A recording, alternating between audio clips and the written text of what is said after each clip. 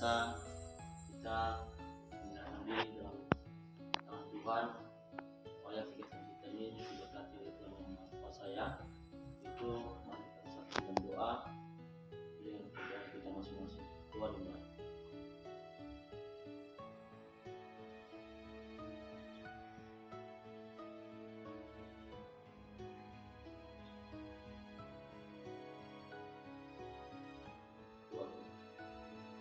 Baik, buat anak saya Elsa, terima kasih atas waktu dan kesempatan yang telah diberikan pada pagi hari ini dalam hal melaksanakan kegiatan konseling individual, yang dimana tujuannya adalah untuk memberikan bantuan pada peserta didik tentang masalah-masalah yang dihadapinya. Ya, jadi adapun azas yang terkandung atau yang harus ditaati pada konseling individual ini, pertama adalah ada azas keterbukaan. Nah, Ibu Elsa akan nanti terbuka dalam hal menyampaikan apa yang menjadi permasalahan dalam hidupnya, yang dialaminya harus terbuka tanpa ada yang harus ditutupi, supaya kita dapat nanti menyelesaikan masalah itu dengan ada solusi yang tepat. Kemudian ada azas kerahasiaan ya, jadi dimana apapun yang kita ceritakan pada hari ini, pada pagi hari ini, si Elsa menceritakan tentang permasalahan hidupnya, dan apapun nanti Bapak dengar, yang boleh pastikan bahwa ada kerahasiaan di dalamnya, hanya kita yang tahu berdua, jadi tidak ada yang dipromosikan kepada orang lain ya. Berikutnya ada azas kesukarelaan. Jadi saya datang ke sini karena inisiatif sendiri, bukan karena keterpaksaan, iya kan? Terus kemudian ada azas kenormatifan, di mana azas kenormatifan ini anak saya seterusnya nanti menggunakan bahasa yang santun, baik, ya, bahasa yang baku, ya, sehingga nanti komunikasi yang kita jalankan berjalan dengan baik dan lancar. Ya, jadi itu sekilas gambaran dari jalannya nanti bimbingan konseling individual ke depan. Kita mulai dari 1 kali 45 menit ya, mulai dari sekarang. Apakah anak saya Elsa bisa bersedia? Bisa ya, bersedia. Bagus ya. Tersenyum dulu ya, jangan terlalu kali ya. Kita di sini jadi sesuai dengan apa yang Papa akan bahas juga pada hari ini ya, bahwa si Elsa ini nanti akan bercerita tentang permasalahan hidupnya, apa yang dialami ya. Kenapa saya panggil si Elsa di tempat ini atau melaksanakan konseling individual, karena Bapak melihat selama ini si Elsa di dalam kelas itu suka menyendiri ya, suka menyendiri, untuk beradaptasi dengan teman-teman itu agak kurang. Karena saya itu orangnya itu lebih sukanya menyendiri, nggak suka mudah bergaul dengan teman saya, maksudnya karena menurut saya bergaul dengan teman itu dapat membawa saya ke hal yang buruk. Ya, ketika Elsa menyatakan sikap seperti itu dalam pribadi si Elsa, bahwa kalau saya bergaul dengan teman-teman saya itu banyak yang menjerumuskan itu begitu ya, ada keburukan di dalamnya. Kira-kira apakah si Elsa dalam berperilaku atau bertindak seperti itu atau bersikap seperti itu membuat si Elsa nyaman dengan keadaan seperti itu? Kadang sih nggak nyaman karena menyendiri itu tempat teman itu kayaknya terasa sepi karena tapi hati lain juga berkata gak mungkin saya bergaul dengan teman, karena ada sering kita dengar saat ini banyak sekali orang yang pergaulannya keterlaluan, makanya sering terjadi yang namanya. Menurut si Elsa, apakah sikap seperti ini ya, sikap seperti ini memilih teman atau tidak mau bergaul dengan teman, menurut si Elsa apakah ini sikap yang baik untuk melanjutkan kehidupan ke depan ini? Kalau menurut saya itu memang bukan sikap yang baik, Pak. Bukan sikap yang baik. bukan sikap yang baik ya. Kenapa bilang bukan sikap yang baik? Karena meminta dari teman itu hal yang tidak baik, karena ketika kita menyendiri itu terasa sepi. Jadi sebaiknya bergaul dengan teman, tapi itu susah untuk saya lakukan. Nah sekarang Bapak mau tanya tentang permasalahan ini. Kira-kira maukah kita mengubah perilaku yang irasional ini, kita ubah menjadi irasional? Artinya rasional bisa menerima apa yang terjadi ya.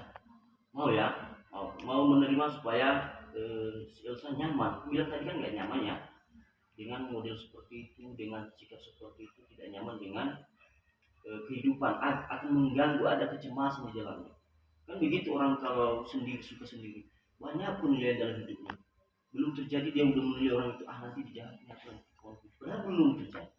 Nah, itu pemikiran yang buruk, yang irasional itu ya. Jadi kita ubah itu. Nah, nanti kita ubah ya, nanti Elsa menulis bagaimana cara mengubah itu.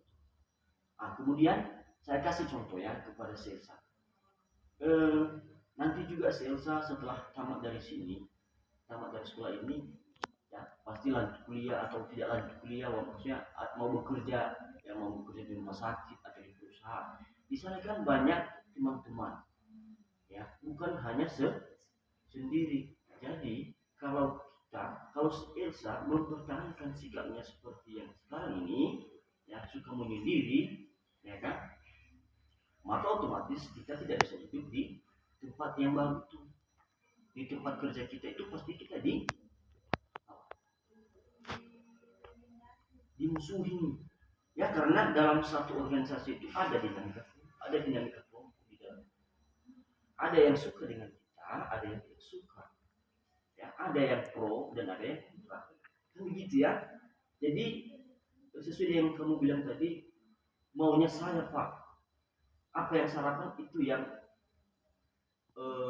harus orang lain itu berteman dengan saya, itu nggak boleh ya. Nanti kalau kita kerja di perusahaan, kerja di rumah sakit, ya kita di mana itu, di gereja atau di mana tempat kita berada, di keramaian orang, ya tidak semua apa yang kita lakukan orang senang dengan kita ya. Jadi orang-orang seperti ini, kalau kamu masih mempertahankan sikap seperti ini, konsekuensinya ada. Satu, barangkali di perusahaan itu kita tidak diperbolehkan untuk bekerja, tidak diperbolehkan untuk bekerja, atau kita bekerja di perusahaan itu tidak betah kita di situ, pasti nanti kita akan keluar sendiri kita, karena merasa kita tidak diterima di tempat yang baru ya. Sebenarnya itu hanya pikiran kita, karena kita egosnya kita itu, kita hanya mau diterima orang, sementara orang lain tidak bisa kita terima.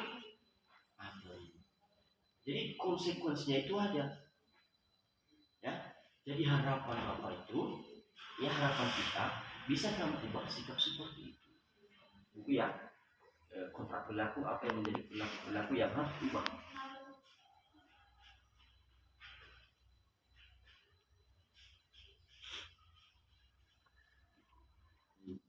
Simpan dulu ya, simpan dulu. Sudah, kita sudah sini, nanti akan ambil ya. Baik, sudah kita tuliskan apa yang menjadi kontrak perilaku tentang perubahan sesi ke depan, dan mudah-mudahan ini kita sepakati bersama ya, sepakati bersama yang menjalani bukan Bapak tetapi anak saya Elsa. Jadi apa yang kamu tuliskan, apa yang kamu pikirkan ya, harus kamu bertindak, harus kamu lakukan. Jadi kamu harus bertanggung jawab terhadap apa yang kamu tuliskan. Jadi ya, kalau kamu tidak bertanggung jawab, nanti berarti salahmu ya, kamu kepada Tuhan yang di surga ya. Jadi intinya apa yang telah diputuskan, apa yang telah dijanjikan, maka kita sebagai manusia harus taat dan patuh untuk melaksanakannya, ya, untuk melakukannya, untuk perbaikan kita dalam hidup kita ya. Saya mau Elsa bisa keluar dari permasalahan ini. sudah Bapak katakan tadi, selesai di dalam kelas itu ya suka menyendiri, ya untuk bergaul dengan teman-teman itu sangat sulit. Jadi sudah yang saya katakan tadi bahwa itu tidak baik untuk kehidupan yang buruk, dan saya sudah memberikan contoh tadi, maka ubahlah itu ya, ubah sikap-sikap seperti itu karena nanti akan mengganggu kehidupan kita. Ada konsekuensinya, ada kesemasan jalan, ya, ya, ada kita dijauhi oleh teman, kita diukur oleh orang lain, ya, yang seharusnya itu kita bisa hidup sama-sama dengan mereka, ya. Jadi intinya ke depan harus kamu bisa mengubah. Oke ya, oke, dari kegiatan ini, ya, apa yang menjadi kesimpulan si Elsa dalam proses belajar? Apa yang menjadi kesimpulan?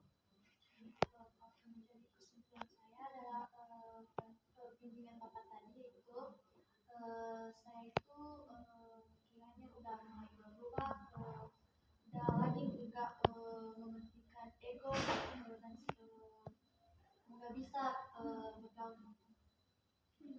Bisa bergaul dengan teman. Jangan semoga ya, kalau perlu dipastikan harus mampu. Oke, ada yang lain yang perlu disampaikan? Apa yang menjadi kesimpulan si Elsa? Atau apa yang menjadi kesan dan pesan si Elsa tentang kegiatan ini? Apa kesanmu? Kesan saya Pak, Ya, pikiran saya sudah mulai berubah. cara berpikir ya, bukan ya. Cara berpikir saya sudah mulai berubah. Terus setelah mendengar penjelasan dari Bapak, terutama itu tadi tidak mudah mendapatkan jodoh. Ya. Situ pikiran saya itu mulai berubah. Berubah. Saya pikir benar juga kata Bapak. Karena ketika kita menyendiri itu susah dapat jodoh atau hidup ini kita nikmati proses hidup ini, ya. Episode kehidupan ini kita harus bisa menikmatinya. Seperti apa kita harus nikmati. Siapa yang bertahan dalam, kalau ibarat permainan dia pasti ada kalah dan menang. Siapa yang bertahan di ring pertandingan itu pasti ada menangnya nanti, kan begitu ya. Jadi tolong si Elsa punya sikap perubahan ke depan seperti yang dijelaskan tadi, itu benar, tolong diubah. Nah, setiap manusia itu harus mampu hidup seperti orang lain, ya. Jadi dari kegiatan ini kira-kira apakah kita masih melanjutkan kegiatan berikutnya? Masih ya. Baik, besok kita akan melakukan pertemuan kedua tindak lanjutnya ya. Jadi seperti biasa seperti ini kita akan datang di tempat ini dan mudah-mudahan selesai dalam keadaan sehat dan dapat bergabung dengan kita hari ini. Kita mau mencari masalah selesai ya, sampai pada apa yang kita harapkan. Yang tadi sudah ada sedikit perubahan cara berpikir. Sehingga tolong nanti cara berpikir ini ada tindakan dan harus bertanggung jawab ya. Ya, itu ya. Kemudian selesai tetap sehat selalu ya. Selalu dan tetap belajar dengan kelas dan berteman dengan yang lainnya. Kemudian Bapak mau mengucapkan terima kasih, mengucapkan terima kasih atas kesempatan Elsa telah memberikan pada kesempatan ini untuk melaksanakan konseling virtual yang dimana juga gunanya untuk perbaikan atau memberikan bantuan cara hidup kepada si Elsa. Jadi kira-kira yang bisa saya sampaikan pada hari ini. Dan sebelum kita mengakhiri kegiatan ini, seperti biasa kita menutupnya dengan doa. Sesuai dengan awal tadi ada doa dan kita akhiri juga dengan berdoa. Ya, mari kita bersatu di dalam doa.